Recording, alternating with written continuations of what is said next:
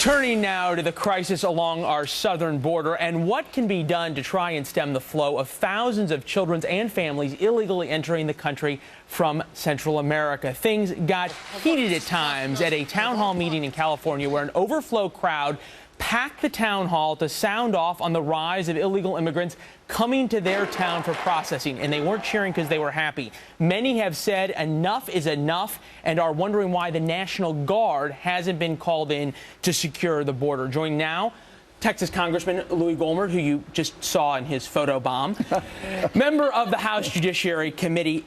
Congressman, some of your colleagues in the House are saying this is a humanitarian crisis. Some are calling it a national security crisis. Which is it? Well, actually, it's both, and it's created by this administration sending out word we're not going to enforce the law. I mean, that's why there's been this flood. It was predictable, so predictable that back in January, the administration was seeking transportation for the 60,000 or so people they knew would be coming in the short months ahead. So they've created it. It is humanitarian crisis.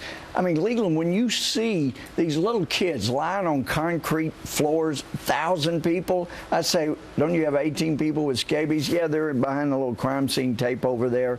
It is a humanitarian crisis, perfectly preventable. This administration caused it, and they can stop it. And for those who say, oh, it would be terrible to send the National Guard, well, one of my least favorite presidents, Woodrow Wilson, did that, and he secured the border. Speaking of that, so you believe we can put the dike back together, we can repair this? And in talking to Border Patrol, when I was down there 2 weekends, weekend before last, spent the weekend out there all hours of the day and night. The Border Patrol, they don't want to go on record because they don't want to get fired by the administration, but they make clear, look, this is not new.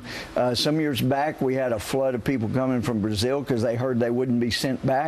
And so all we did was sent 3 families back, and it stopped overnight. This might be an obvious question, though. So why is the administration not doing it if it's so simple to solve? Well, because they created the crisis. They knew they were creating it. They're overwhelming the border. And what's the political endgame in this, in your opinion? Well, in the end, they're hoping to create thousands, maybe millions of new voters and overwhelm the system. It's what they've been doing, and it is outrageous. You think it's that simple of a political calculation? Well, there's a lot more involved, but that's what's happening. But it's like if you say anybody in the world that's related to me can come live in my house, we'd love to have you, and people start flooding in. Before long, you don't have enough money to cover your own family, much less everybody that's flooding in. This is what's going to happen if we don't stop this. It seems kind of an unusual paradigm for President Obama, who is now in the position of having to ask Congress for money on one side of the immigration issue and at the same time demanding reform on the other side. Do you get from the White House, even if you disagree with it, a clear and understandable immigration policy? No, and that's the danger. This president has showed he's not going to follow the law. He's not following the law. And so that's why some of us are saying very clearly, until the president will follow the law, secure the border, it's his oath to faithfully execute the laws. Until he does that, there's no sense in doing reform. And Leland, once he shows he will secure the border, which he can do, then you will be amazed how quickly we'll get an immigration reform. We want reform, but you cannot do it with a lawless president. He'll throw out the parts he doesn't want, like he's done with Obamacare, and just enact the ones he likes. Well, it certainly is a crisis of many feelings down there. The one thing that's really been dogging the White House for a long time, though, is the issue of the IRS scandals. And you, a couple of weeks ago now, put out a bounty for those missing IRS emails. I think it was $1 million if anyone come up with them. Anybody taking you up on it? Well, we've heard that there are things moving around, and it's made people very nervous. This was Bill Flores' idea. I said, Bill, that's a brilliant idea. But no, it's actually made people, I'm hearing at the top of the IRS, very nervous because people are starting to think, we know the emails are out there here in the IRS. They didn't disappear. We can get them.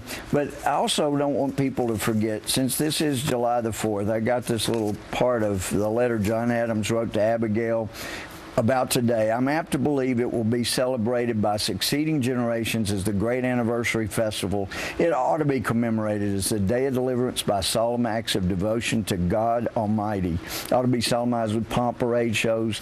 Look, they knew that this was a big deal, but they knew that what brought it about was King George's totally ignoring the laws and being And you think that's what's lawless. happening right now? I know it's what's happening now, and America deserves better than the lawlessness they're getting. All right, Congressman. We'll see how it plays out. Hey, there's a threat of disease being shipped all over the country.